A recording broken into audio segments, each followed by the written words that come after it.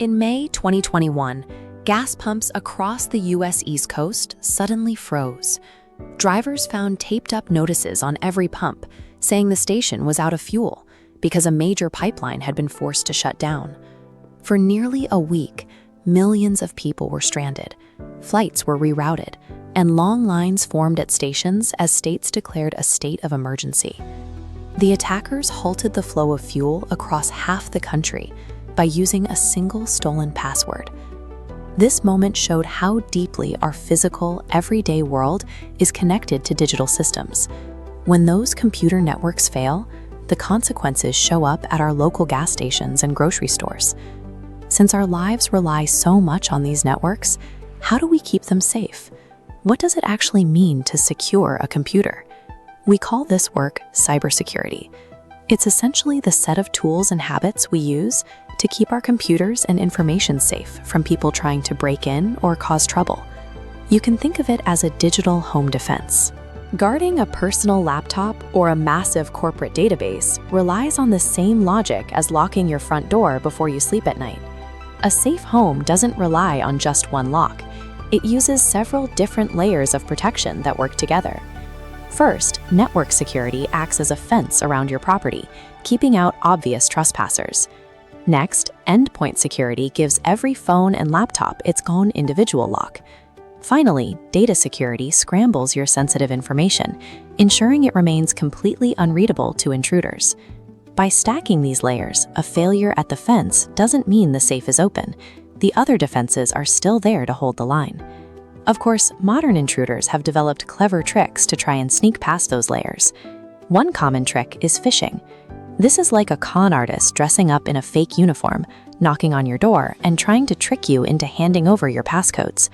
They use deceptive emails to get you to let them in willingly. Then there are data breaches.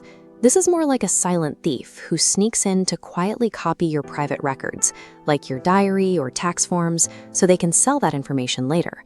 And ransomware works like an intruder who sneaks in, replaces the locks on your filing cabinet, and demands payment before they'll let you back into your own files.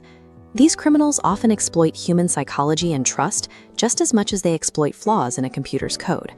While these attacks are a major headache for individuals, the stakes get much higher when they target the systems our entire society relies on. Think about our banks. ATMs rely on secure digital networks to handle every withdrawal. If a bank's network is compromised, millions of people lose access to their money and their private account information. There is also civic risk. Traffic lights, power grids, and water systems are all managed by software. Digital interference here creates immediate physical danger for people in the real world. In hospitals, the risk is a matter of life and death. If a medical network is locked down, doctors lose access to patient histories and life-saving treatments can be delayed. The professionals working to prevent these attacks are the invisible responders keeping modern society running smoothly. It can sound overwhelming, but you don't have to be a tech expert to stay safe. You can stop the vast majority of attacks by adopting 3 simple habits. First, create a unique password for every account.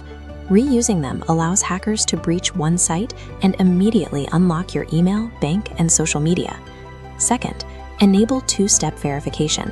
This secondary deadbolt ensures intruders can't log in without the code sent to your phone. Third, think before you click. If you get an urgent message demanding your information, pause. Verify it by contacting the company directly through their official website or a trusted phone number. Practicing these 3 habits consistently makes you a much harder target for intruders. Ultimately, cybersecurity is just the practice of good daily digital hygiene. It's about being mindful of how we connect and what we share. In our upcoming series, we'll show you more ways to navigate the digital world safely. Subscribe so you don't miss our next video, where we'll show you exactly how to spot a phishing scam. Thanks for watching.